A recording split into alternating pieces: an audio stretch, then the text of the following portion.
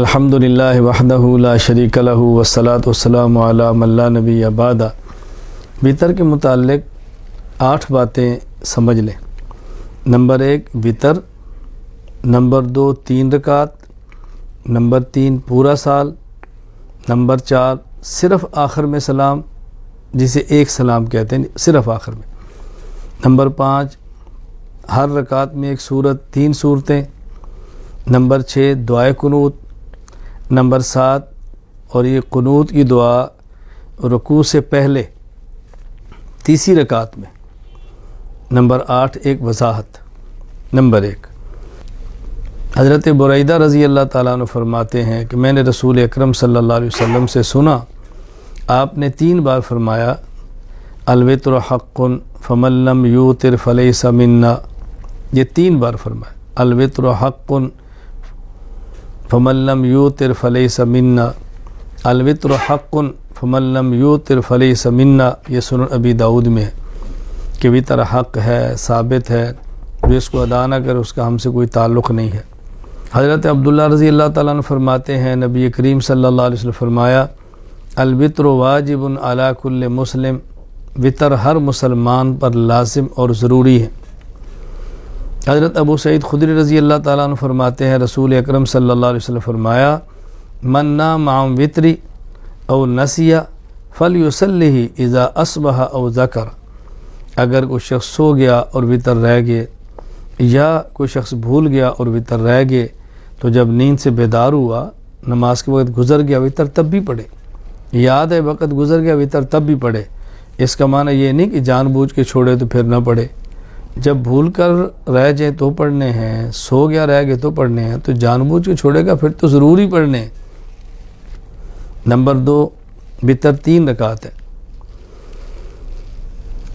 اسی کے ساتھ یہ بھی ذہن بنا لیں کہ یہ پورا سال ہے، یہ 2 اور 3 پر ایک حدیث اکٹھی ہے۔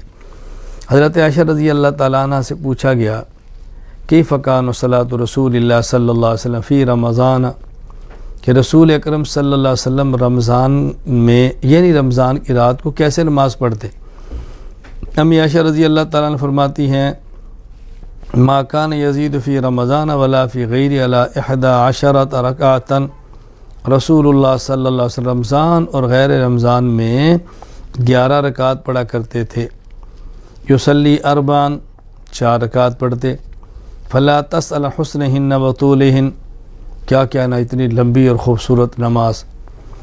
ثم یصلی 4 رکعات، پھر 4 پڑھتے، لا تسأل حسنہن وطولہن، مت پوچھو کتنی خوبصورت اور کتنی لمبی نماز پڑھتے۔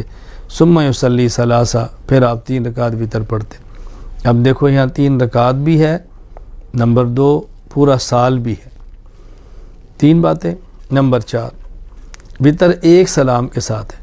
ایک سلام کا معنی یہ ہے کہ 2 رکعت کے بعد تشہد میں بیٹھ کے سلام پھیرنا اور پھر 1 رکعت پڑھ کے پھر سلام پھیرنا، اسے کہتے ہیں وطر 2 سلام کے ساتھ۔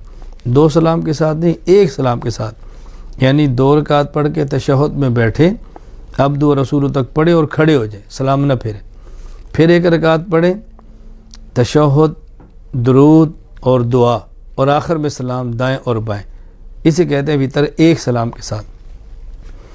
حضرت عائشہ رضی اللہ تعالیٰ عنہ فرماتی ہیں ثم اوتر بثلاث لا یفصل بینہن، نبی کریم صلی اللہ علیہ وسلم 3 رکعت وطر پڑھتے اور درمیان میں فاصلہ نہیں کرتے تھے، یعنی ایک سلام درمیان میں نہیں پھیرتے، آخر میں سلام پھیرتے تھے۔ یہ روایت مسند احمد میں ہے، اور جو پہلی میں نے بیان کیا پورا سال اور 3 رکعت وہ روایت صحیح بخاری میں ہے۔ حضرت عائشہ رضی اللہ تعالیٰ عنہ فرماتی ہیں کان رسول اللہ صلی اللہ علیہ وسلم یوتر بثلاث لا یسلم الا فی آخرہن، یہ مستدرک حاکم میں ہے کہ حضور اکرم صلی اللہ علیہ وسلم وطر 3 رکعت پڑھتے اور درمیان میں 2 رکعت کے بعد سلام نہیں پھیرتے، بلکہ 3 رکعت کے بعد آپ آخر میں سلام پھیرا کرتے تھے۔ نمبر 5 3 رکعت وطر میں سے ہر رکعت میں سورت کون سی پڑھنی ہے؟ امی عائشہ رضی اللہ تعالیٰ عنہ فرماتی ہیں ان النبی صلی اللہ علیہ وسلم کان یقرأ فی الاولی من الوتر بفاتحۃ الکتاب وسبح اسم ربک الاعلی وفی الثانیہ قل یا ایہا الکافرون وفی الثالثہ قل هو اللہ احد۔ رسول اللہ صلی اللہ علیہ وسلم پہلی رکعت میں سبح اسم ربک الاعلیٰ پڑھتے سورۃ الاعلیٰ، دوسری میں قل یا ایھا الکافرون سورۃ الکافرون پڑھتے، تیسری میں قل ھو اللہ احد سورۃ الاخلاص پڑھتے۔ یہ روایت جامع ترمذی میں موجود ہے۔ نمبر 6، جو ہم نے تیسری رکعت میں دعائے قنوت پڑھنی ہے تو اس دعائے قنوت کے الفاظ کیا ہیں؟ ایک روایت میں ہے، حضرت ابو عبد الرحمن کہتے ہیں عبداللہ بن مسعود رضی اللہ تعالیٰ عنہ ہمیں یہ الفاظ سکھاتے، اللہم انا نستعینک ونستغفرک ونثنی علیک الخیر ولا نکفرک ونخلع ونترک من یفجرک، اللہم ایاک نعبد ولک نصلی ونسجد والیک نسعی ونحفد ونرجو رحمتک ونخشی عذابک ان عذابک الجد بالکفار ملحق۔ یہ مصنف ابن ابی شیبہ میں ہے، اور حضرت حسن ان سے مروی ہے کہ وہ قنوت وتر کے اندر یہ پڑھا کرتے، اللہم انا نستعینک ونستغفرک ونثنی علیک الخیر ولا نکفرک ونؤمن بک ونخلع ونترک من یفجرک، اللہم ایاک نعبد ولک نصلی ونسجد والیک نسعی ونحفد نرجو رحمتک ونخشی عذابک الجد ان عذابک الجد بالکفار ملحق۔ یہ مصنف عبدالرزاق میں ہے۔ علماء نے ان دونوں کو جمع کر کے اور مشترک الفاظ یہ بتائے ہیں کہ قنوت کے اندر یہ الفاظ پڑھ لیے جائیں، اللہم انا نستعینک ونستغفرک ونؤمن بک ونتوکل علیک ونثنی علیک الخیر ونشکرک ولا نکفرک ونخلع ونترک من یفجرک، اللہم ایاک نعبد ولک نصلی ونسجد والیک نسعی ونحفد ونرجو رحمتک ونخشی عذابک ان عذابک بالکفار ملحق۔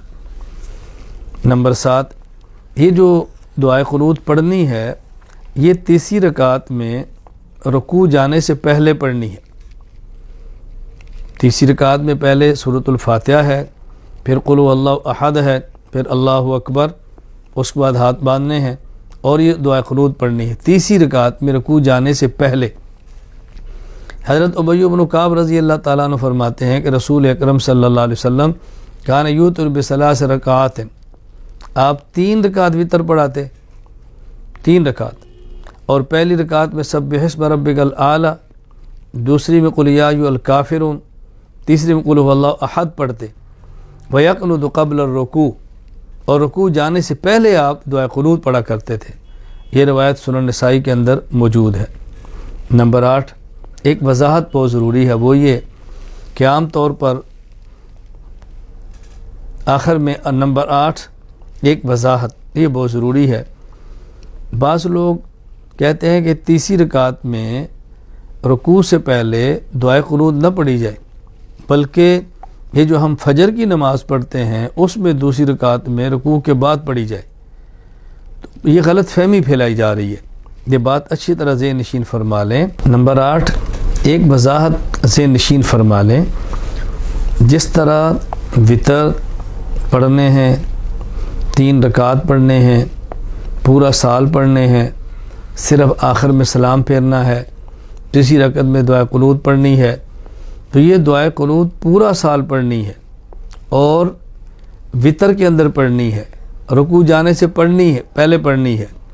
بعض حضرات ایک غلط فہمی پیدا کرتے ہیں کہ نہیں جی وہ تو 1 مہینہ ہے، پورا سال ہے ہی نہیں، تو یہ بات ذہن نشین فرما لیں کہ جو حدیث پاک میں 1 مہینہ قنوت پڑھنے کا ذکر ہے وہ قنوت وتر نہیں ہے، وہ قنوت نازلہ ہے، اور وہ فجر کی نماز میں دوسری رکعت میں رکوع کے بعد ہے۔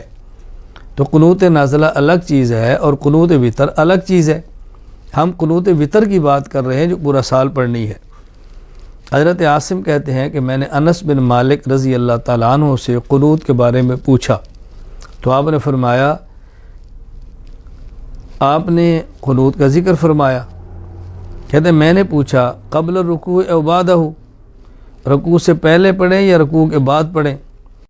آپ نے فرمایا قبلہ، رکوع جانے سے پہلے پڑھو۔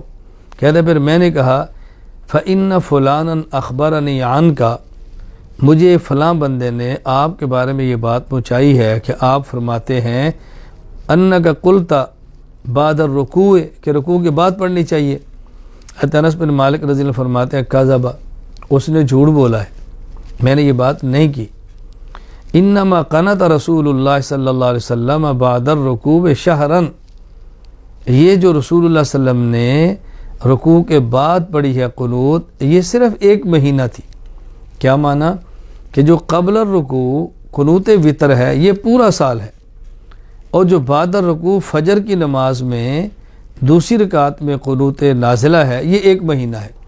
اور یہ آج بھی ہے، اگر کہ مسلمانوں پر حملہ ہو یا مسلمانوں کو کافی نقصان پہنچائیں، دشمن سے خدشہ شدید ہو، اس موقع پر قنوت نازلہ آج بھی پڑھی جاتی ہے، فجر کی نماز میں پڑھی جاتی ہے، دوسری رکعت میں پڑھی جاتی ہے، رکوع کے بعد قومہ میں پڑھی جاتی ہے۔